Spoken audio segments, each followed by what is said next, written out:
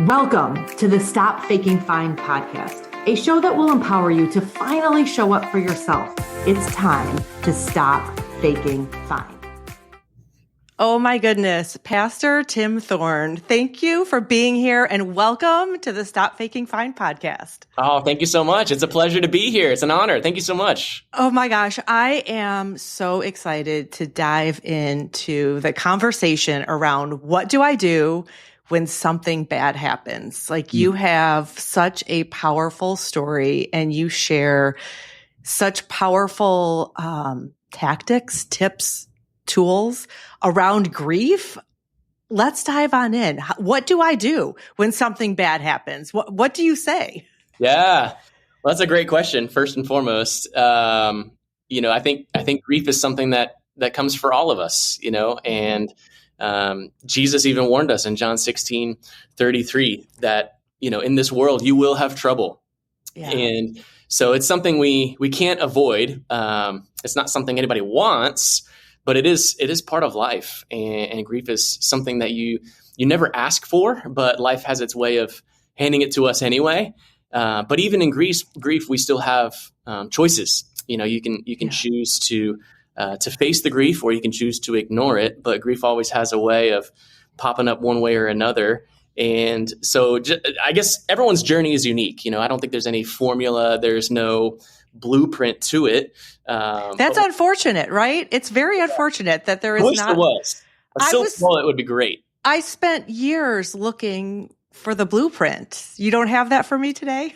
I wish I did. I think there can be some helpful principles. There could be some helpful words, especially, the words of Scripture and really just Jesus himself. But everyone's journey is unique, and it's not linear. It's personal and mysterious, but then again, so is God.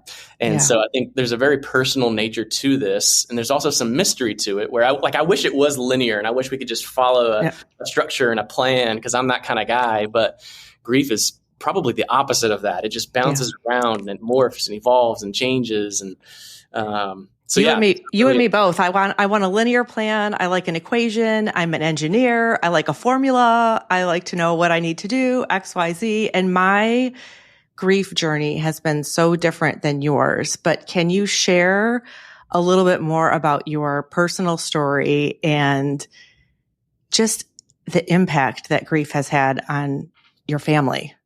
Yeah. So I'll give kind of the high level, and then I'll kind of zoom into more recently. I grew up in a great household. I grew up in a family that was going to church, and I was very blessed by a lot of just opportunity and a great childhood, really.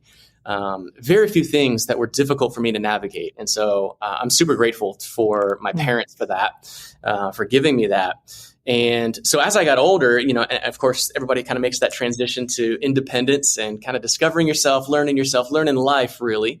And so I kind of bumped into a few things along the way that were kind of challenging, kind of difficult, and really rocked my world and kind of threw me for a loop. And I had to kind of grapple with that and wrestle with that a little bit on how do I navigate through challenges in life. And, I thought I figured that out. And I over the years, developed a relationship with the Lord. I came to know the Lord at 11 years old, really learned what that looked like at 13 to walk with him and cultivate a personal relationship with him. And so, was walking with the Lord for years, got married to my wife, Amanda, in 2013. And we decided to wait a couple years to have kids, which I think was the right call for us anyway. Our first year of marriage was really difficult, and that was another chapter where I had to learn how to navigate some challenges, right? It was an adjustment in life.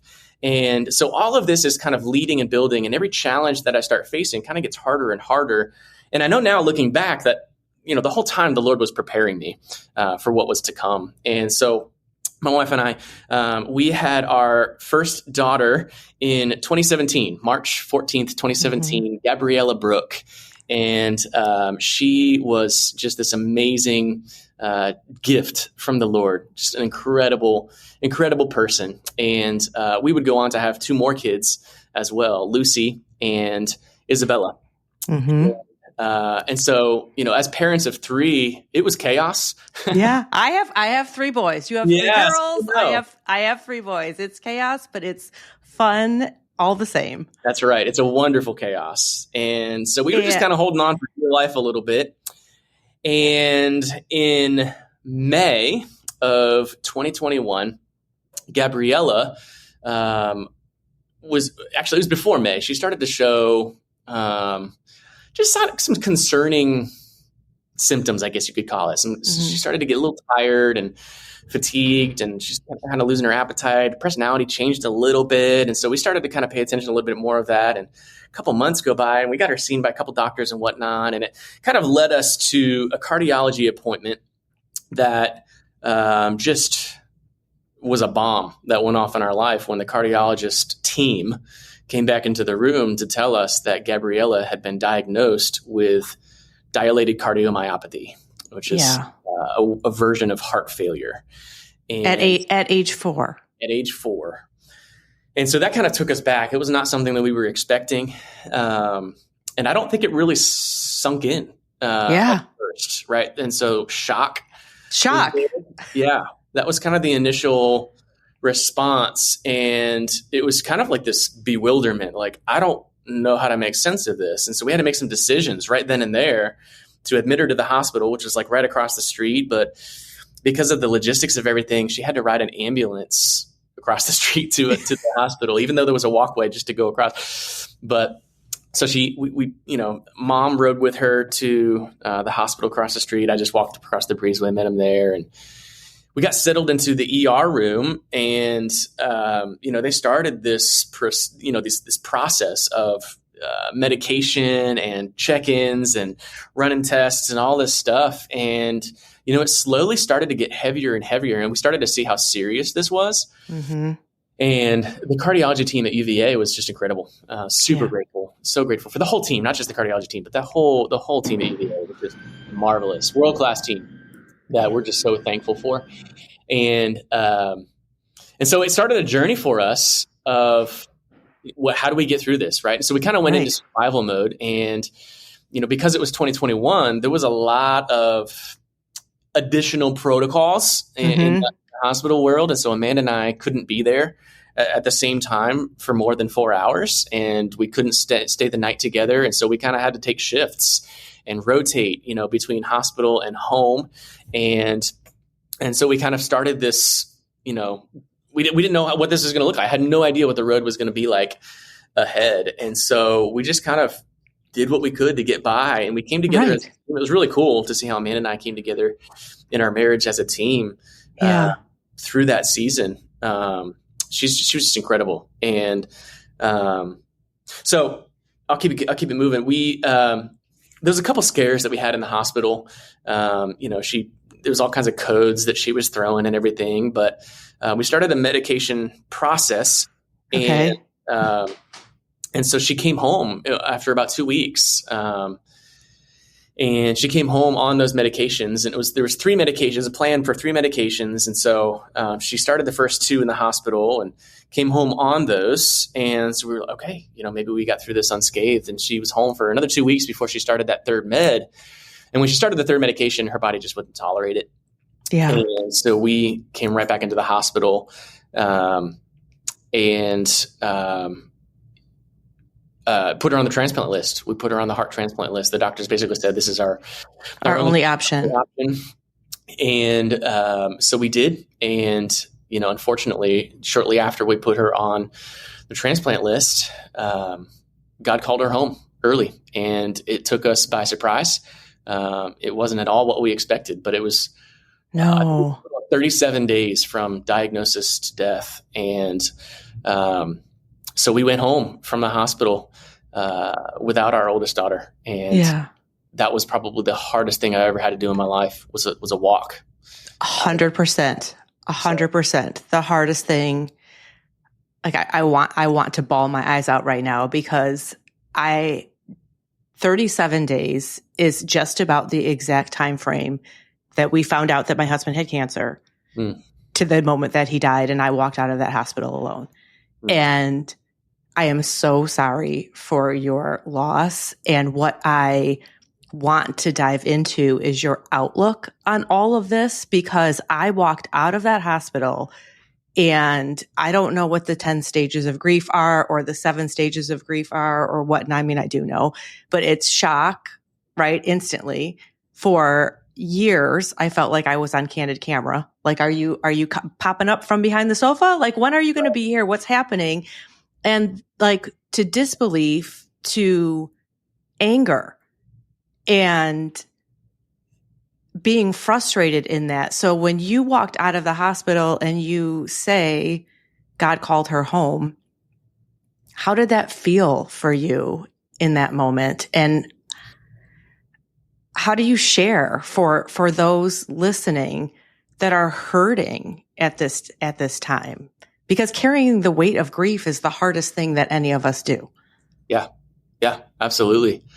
Thank you for sharing the sympathy, the empathy. I also share that with you as well. I'm so sorry for the road that you've walked, and full well, the weight that it is. It's heavy, and I think for me, there was still some shock. Every event that happened kind of installed a new level of shock for me.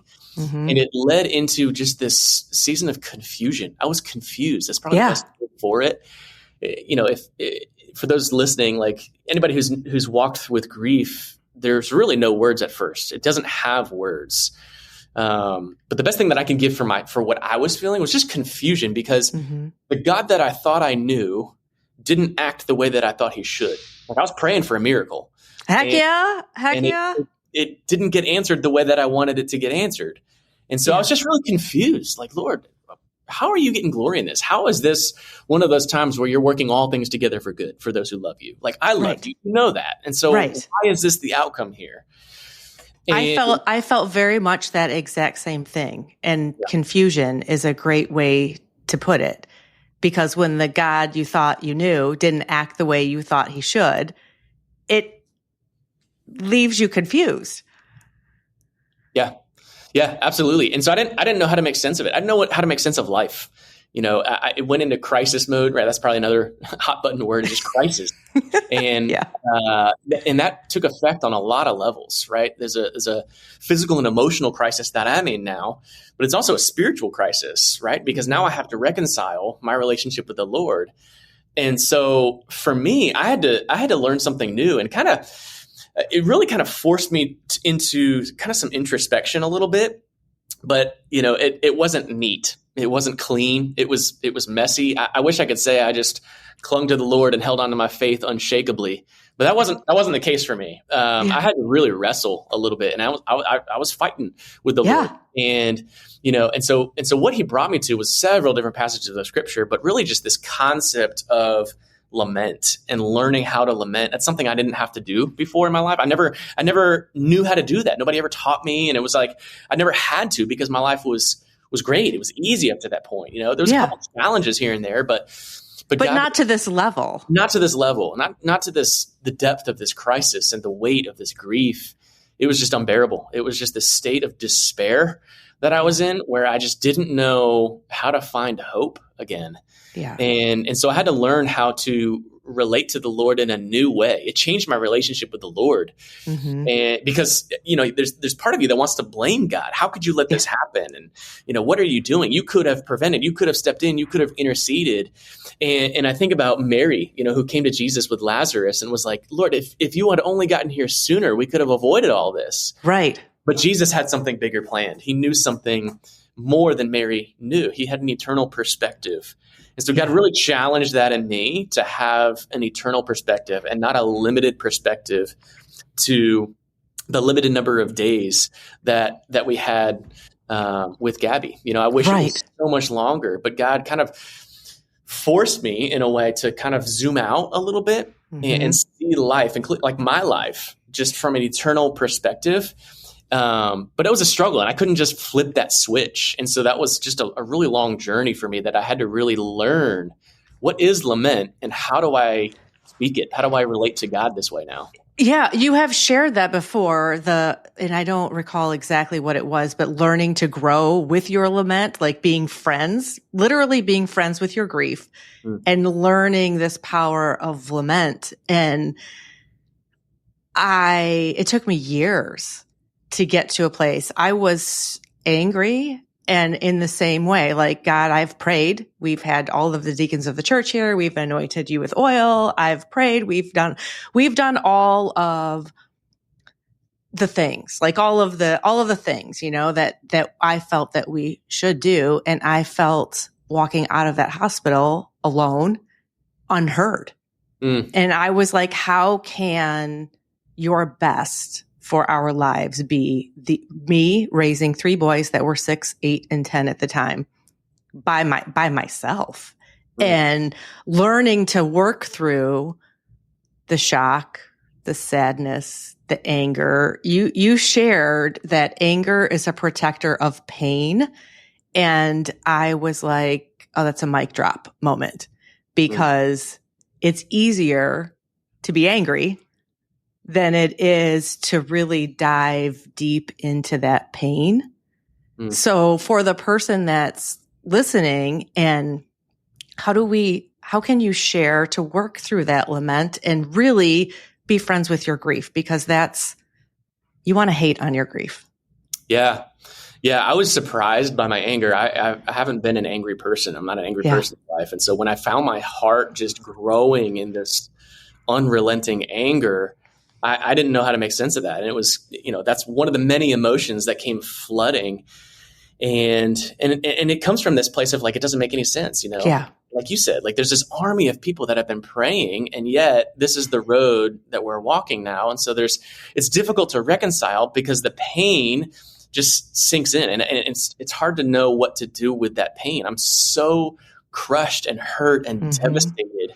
And obviously sadness is one of those first things that we feel, but anger comes quickly following, because it's trying to fight for that safety, to protect that pain, like you said. And so it can be difficult to control, really, because anger is going to go to any length necessary to keep you safe. It's easier, it's safer, it's more preferable, because there's something in your heart that's welling up that anger is saying, hey, there's an injustice here. We've got to do something with this, right? Yeah. And so anger is kind of like a wake up alarm, right? It's designed to kind of be a signal, not a way of life. And I had to learn that. I'm like, man, I can't live this way. I got to figure out how to give this direction, because this alarm's really loud and it's not going away. Yeah, it's beeping all day long. And like the scientific term is that you're now living in fight or flight. You're living with your stress hormone at the very highest that it can possibly be, and finding tools and strategies to lower that cortisol and turn the alarm off takes effort, and it takes direction. So share all the nuggets, Tim. Yeah, well, I've always seen anger as something to be avoided, right? We don't want to be angry people. And so when I started encountering anger, it's like, well, I don't want to get stuck with this, anger. I need to figure out what to do with this and get it out. But really, God's been showing me, and he's been so good and faithful to show me, that anger is seldom an enemy, but rather it plays an important role as a validator for emotional pain. It's part of the healing process. And so to learn how to conquer anger, conquer that part of the journey was difficult, but really it kind of came down to 2 questions that I had to ask myself. And I had to ask myself, what hurt is beneath this anger? What's the next layer deeper? What's deeper here beyond just this surface level behavior and feeling and emotion? And so what hurt is it that the anger is protecting me from? And then secondly, what is it that the anger is actually protecting me from, right? What's the root issue here? What's is there something even back beyond the event that this anger is trying to show me, right? Because there's things long before grief that I've been disturbed by, but maybe failed to acknowledge. And this anger can amplify the impacts that I've harbored inside myself and give it a voice, right? It shows up to do something about those injustices that are lying dormant in your life. And it brings forward the sound of pain so that it's heard as an important experience. in grief. And so facing your grief and your anger can be scary because it's like, well, what am I going to find in that darkness? That's a really dark place. But I think it's important to pay attention to that because it is trying to say something, and we have to face it. We have to face it. It's easier said than done, right? And you had shared that this wound can either be the end of me, which I think is sitting in your anger, or the beginning of something greater than me. And that statement really causes me to pause because, again, like the wound, no one wants this wound to be the end of me. But we need tools and strategies to grow through the grief. And you've also shared that grief is like an amputation, right? It's like part of your body being chopped off. You shared that you felt like it's a weighted blanket.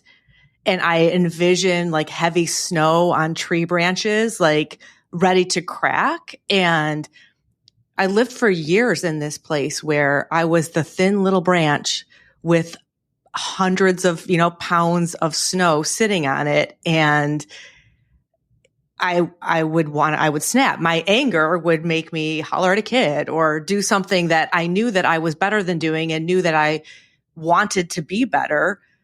But the weight of grief was bringing me down, like trying to figure out how to work through that. So when you talk about the language of lament and growing through this anger, what are tips for us to do that? What would you share? I absolutely know what you mean. And even still, it's been several years, but even still, there's times, there's days where I feel like I'm still holding on by a thread, It's like, how am I going to get through this? And it doesn't go away with time. I think that's kind of a common misconception about grief, that it goes away with time. And it's like, no, this is something we always carry. It's always this weight. It's something that we have to learn how to live with. And so for me, there's two passages really that I often come back to. One is in Psalm 73, verse 26. My flesh and my heart may fail, but God is the strength of my heart and my portion forever. And that's true for me in a lot of ways. Like my flesh and my heart may fail in a physical way. Like my daughter's heart failed, but God is the strength of my heart and my portion forever. And it's significant because Gabriella actually means God gives me strength. Oh, that's amazing. I did not know that. Yeah. We named her after Jeremiah 17. Blessed is the man who trusts the Lord, whose trust is the Lord. He's like a tree planted by water, and it's a strong picture of God's strength. And so I tapped into that a little bit. It was kind of a cool way for me to remember Gabby and really understand that it's God who gives me the strength. I don't have the strength on my own. God is the strength of my heart and my portion forever. And so when I connect that with the words of Isaiah 43, where God says in Isaiah 43, 18 and 19, remember not the former things, nor consider the things of old. Behold, I'm doing a new thing. Yeah. And so that's where I had to really come to terms with, this could be the end of me, or it could be a new thing. This could be the start of a new chapter, a new season that I'm going into. Maybe God wants to do something new in me. Right. And he says in verse 19 of Isaiah 43, I will make a way in the wilderness and rivers in the desert. And oftentimes grief feels like a wilderness or a desert. Yeah. That's exactly where God makes a way. That's exactly where he shows up to meet us. And so he was able to meet me several times. I just am in awe of your just strength and that you clench to the Bible verses and to God, and that you're like, you are bringing me through. Back like 5 years ago, my husband passed away in 2013. So it's been 10 years. Or almost 11. But I would read those verses and I would say, but where were you in this moment? And it takes a great strength for us grieving, if you're grieving something right now, to press forward and say, okay, God won't take away what he intends to take you through. And so what can and for me personally, and part of my journey and really a pivotal point that, happened probably 5 years ago, was I do believe with my whole heart that God answered his prayer, Jason's prayer, my husband's prayer, because he was told that he had stage 4 cancer. There was no chemo, there was no drug, there was nothing that was going to happen. He was going to die. And if he couldn't be healed from it, then he wanted, and we did have this conversation, but he wanted for us, those left living here, not to watch him deteriorate in the family room, in a medical bed, and in those things, in that kind of situation. And while I did not find peace in that originally, it took years to get to the place where I was like, okay, God, I do believe that you answered his prayer. Now, how are you going to take me through where I'm at without the anger? Give me the tools, give me the strategies, help me step forward and let my light shine, for lack of a better phrase, in this, because it's hard. Yeah. Yeah, it is hard, definitely. And I think another key for me has been the empathy of Jesus, right? He knows it's hard, and he wants to carry that with us and for us. And, there's a lot, we talked about anger and sadness a little bit, and there's a lot of emotions involved, I guess, with grief, right? There's worry, there's fear, there's, suffering, there's anxiety, and it's a scary thing, but,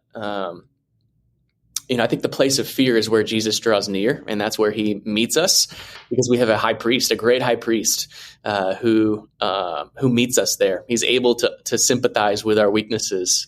I think about Hebrews 4. And so we can draw near to him with confidence because he draws near to us.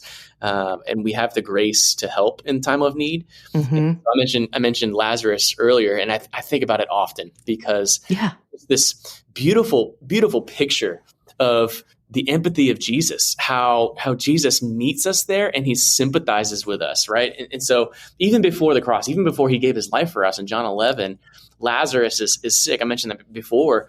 And so Mary comes to him, and he doesn't give, a lesson to Mary. He doesn't teach her or correct her. He meets Mary in her emotion, in her, anger and sadness or fear, whatever she was feeling. The Bible says in John 11 that when Jesus saw Mary weeping, he was deeply moved in spirit and greatly troubled. This is the God of the universe in the flesh weeping because he sees Mary weeping. And so there's a resonation that I know that Jesus has. God is moved by our emotions. We have a God who weeps. He feels what she feels, only different because he's the great high priest. And so it's like there's hope in that. He heals the brokenhearted and binds up their wounds. And so it's just there's healing in that. There's hope in that. There's comfort in that. In a way that I wish there was somebody who could just give me a hug, right? And we have people who give us hugs, but not like Jesus can. And so he just meets our heart in a way where he's able to minister to it and show us things about ourselves. Where he's like, "Oh my gosh, I love you so much," and he's constantly in this process of showing us more about himself and more about ourselves as well. Yeah. And talking about the worry, the anxiety, the fear, worry is fear trying to be productive, right? So we can spiral in worry all day long. I don't feel like I worried as much as I was just overwhelmed, and I was anxious, and I was angry, and needed tools to progress through that and understand that I have a great epiphany now, 10 years later, where I think you've shared this, like when you stay in the anger, you stay in the fear, you stay in the worry, you stay stuck, which is like the whole premises of this podcast. It's like episode 3. I talk about being stuck and staying stuck wherever you are, because you are making friends with your victim mindset or with your problem. You're saying, okay, this is my problem. And that's where the enemy wants you stuck, because then you can't do anything. And you're also miserable when you're in that place. Yeah. And so if you are stuck, what would you share? Like you've shared that help for your grief journey is kind of flipping the script on the anger, the anxiety. Can you share tools if you flip your grief on its side? What can you focus on to help the listener grow? Yeah, I think there's a lot of things that can complicate grief and really kind of lead us to being stuck. Nobody wants to be stuck. No. We've been there, right? And so, insensitive people or comments made, or even just like staying in denial, pressure, expectations, whether imposed by yourself or from others. We don't know how to do it. We don't know how to do it. We don't know how to do grief. And so I've talked about this on the podcast a lot. We don't know how to do it. So then you listen to what other people tell you should be doing, when really you opened your Bible and you were like, well, what does God say that I should be doing? Yeah.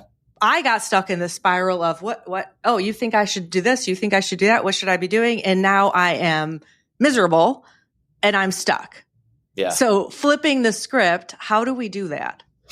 I think you got to face the fire, right? The deeper the love, the deeper the grief. And so it hurts, it's painful, it's hard. But if we can learn how to face the fire with honesty and acceptance and just rawness, time, maybe, then I think we can start to see how faith works in that. The way that gold is refined in fire is through intense heat. But it's that heat that purifies and strengthens the gold. And that's how God uses our trials and our grief to purify and strengthen our faith. And so that's a work that God does, I think. And I think it's in the fire that we can discover the purpose in the pain, right? But I think there's also a purpose of pain. And so some of that is just the search for hope and peace, because peace with God always precedes that purpose from God. And so we have that hope in him, where we can move past this place of being stuck because we have a living hope. In 1 Peter chapter 1, verse 3, we have he's caused us to be born again, right? If we've placed our faith in Jesus, we have a living hope through the resurrection of Christ from the dead. It doesn't end here, right? There's an eternal perspective. And so I think that can help to move beyond the place of being stuck, because if every pain we experienced is accompanied by a promise that we can expect, then we have every reason to worship. And so pain and grief can actually produce worship. Deep wounds can produce deep worship. So if you put the list of pains, if you are going to face the fire, right, and you make a list of the pains, you can make a list of the promises, which I think would be very helpful. And to get nerdy and scientific about it, when you're focused on the problems, that raises your cortisol, it raises your inflammation, it keeps you stuck. And if you focus on the solution, it actually sends signals to your brain to lower the feelings of overwhelm and step into being part of the solution. I never had a victim mindset. I remember like a year or two after Jason died, Pastor Gabe sent me an email or called me to say, we're doing, mission work around town. We would love to like rake your leaves. And for you. And I was like, oh, for heaven's sake, like I want to hide. Like, no one's coming to my house. No one's coming, my grass can die. I don't care. Because I wanted to hide. Yeah. Because I wasn't in the mindset of making this list of looking at, okay, what are my fears, my problems, where's my overwhelm? And then let's look at God's promises or a solution to each one of those. And you shared a book. I bought it, From Wounds to Worship. And I've really enjoyed reading that. And you had quoted at some point, he says in the book, maybe you've suffered the wound of trusting God with a situation and he didn't respond the way you thought that he would, or you thought that he should. So now you're in a place of struggle with trusting God. And I read that and was like, hi, it's me. That's me. I walked out of the hospital and straight into that mindset. So finding the tools to help move from the overwhelm problem side and focusing on, you had said, help for your grief journey is being honest with yourself, accepting it, being raw and real, having the courage to step forward and believe in you, like believe in God, but believe that he has a plan for your life. And that's not always, it's easier said than done, right? Yeah. So for the person that's like, okay, I want to do this. Mm. What do you share? What do you share with them? What can you share? Yeah, I would say it's difficult to face your fears, and it can even be, scary to trust God, because especially after something devastating like loss happens, Mm-hmm. it's like, well, I don't know if I want to trust God if this is what it leads to. And so this is the one that I've put all my hope and faith in. Did I put it in the wrong place? And you're, wondering if God hasn't held up his end of the bargain, right? The pastor, the author of that book, mentions that, like, it's difficult. It can be difficult because you're wounded and you're hurting, even when your trust was in God, and those wounds are painful. And what's painful makes us fearful. Mm-hmm. It really causes us to forget Jesus' promises. It causes us to question his goodness. It kind of renders us ineffective by paralyzing us by loss in that place of being stuck.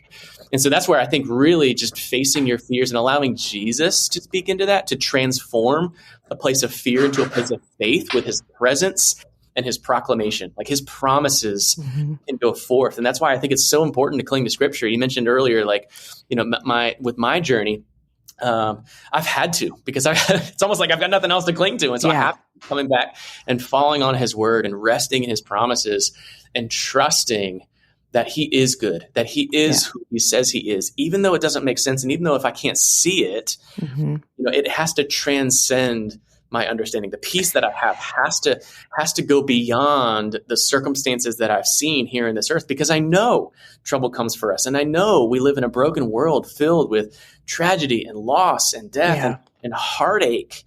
But he literally shows up to meet us in the room of our grief, right? Even after the cross, Jesus shows up in the room with the disciples. They're grieving, and he draws near to their hiding place.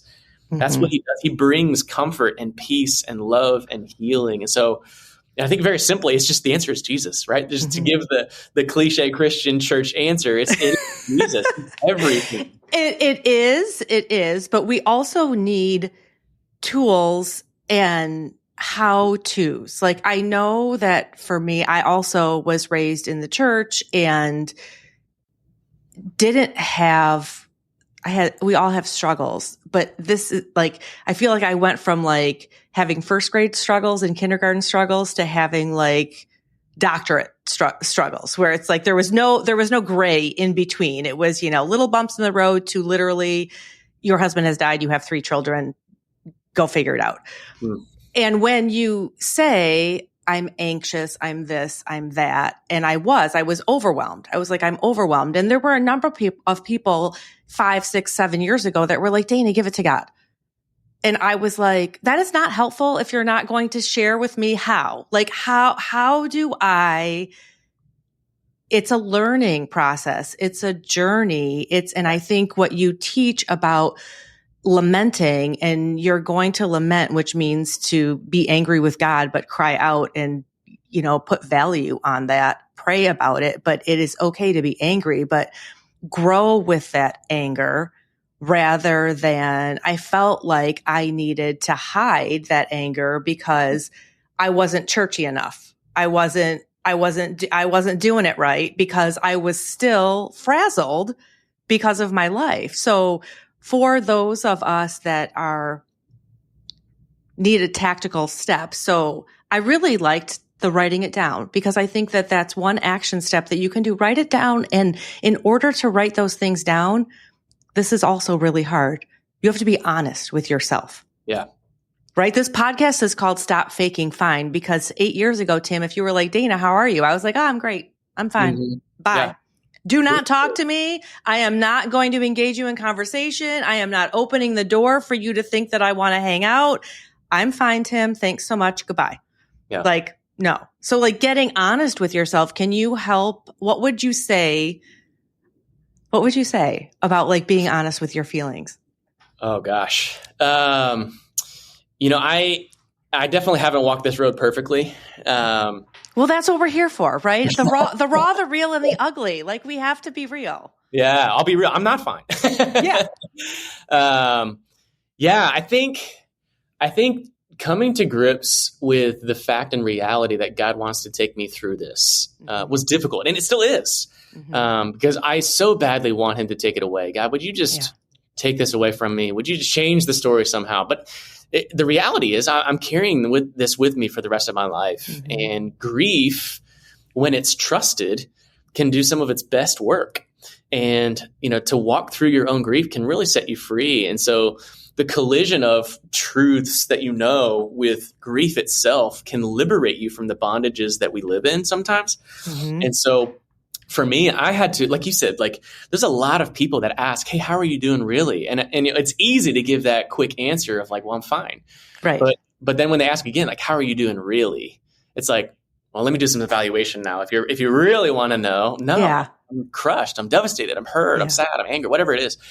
And so to be honest with that, I think is definitely the first step. But then on the receiving end of that, after sharing by being open and honest and transparent with someone that's trustworthy and respectable, who can lean in, let them lean in, let them love you. So many people that want to rake your yard full of leaves and say, love you in a tangible way. And that was really hard for Amanda and I to allow people to love us in tangible ways, to receive a gift. We were no, we're so hurt right now. Just let us go away, fall into a hole somewhere. We just want to be left alone, all these things. But so many people wanted to just love us with the love of Jesus. And so, so that was difficult to accept that, to receive that as a gift from the Lord, and to allow God to love us through his people was definitely difficult.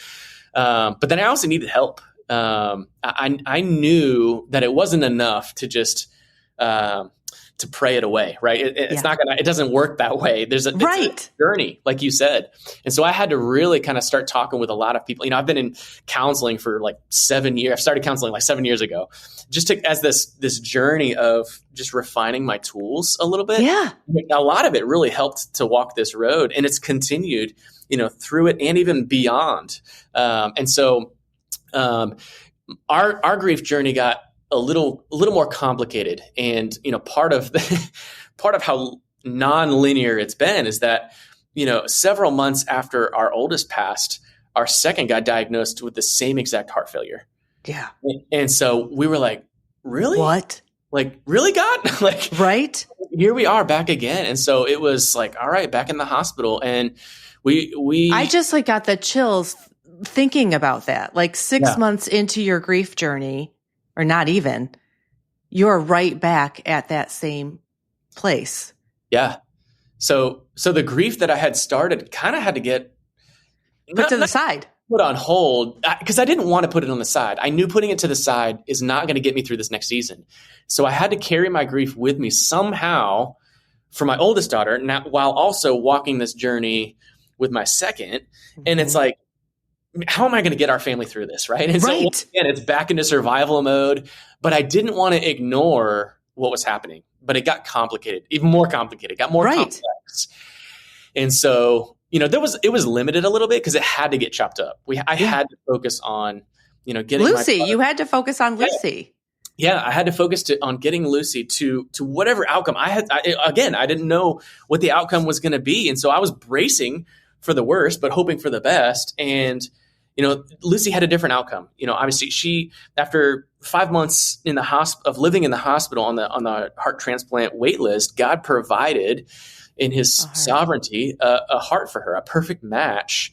And so she received a heart transplant in 2022, and she's been doing great ever since. 3 days after her transplant, she was walking around the hospital room, and they sent us home 2 weeks later. And it was okay, now our family's in a new season. Right. And now what do we do? And so grief kind of came flooding back, I guess, a little bit. And so it was okay, now we have a little bit more time. Let's go a deeper level to this. And so in talking with her, some wise counsel, kind of really paying more attention to that, being honest, like you said, to face it for what it is and really discover there's things inside me that God wants to show me on a deeper level. So let's continue this journey a little bit. And so it led me to a season, actually at the beginning of the year, this year, where Pastor Gabe and our church staff was very gracious to give to give me a time of sabbatical leave where I was able to kind of journey through on an even deeper level. And so to work on it.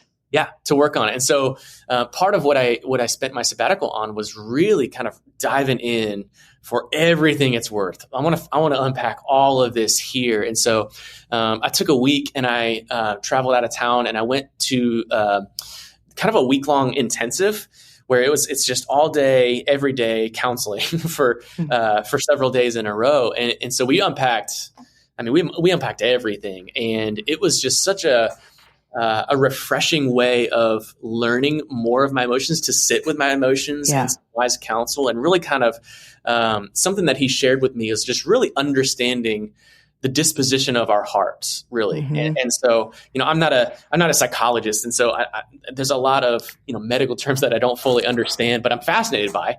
Right. I think that's the way a lot of people look at the Bible. They're like, there's a lot of fascinating information here. I don't know what to make of it, which is why we all have to work in our stroke of genius, right? Like God gave you that gift. And so you're sharing that here.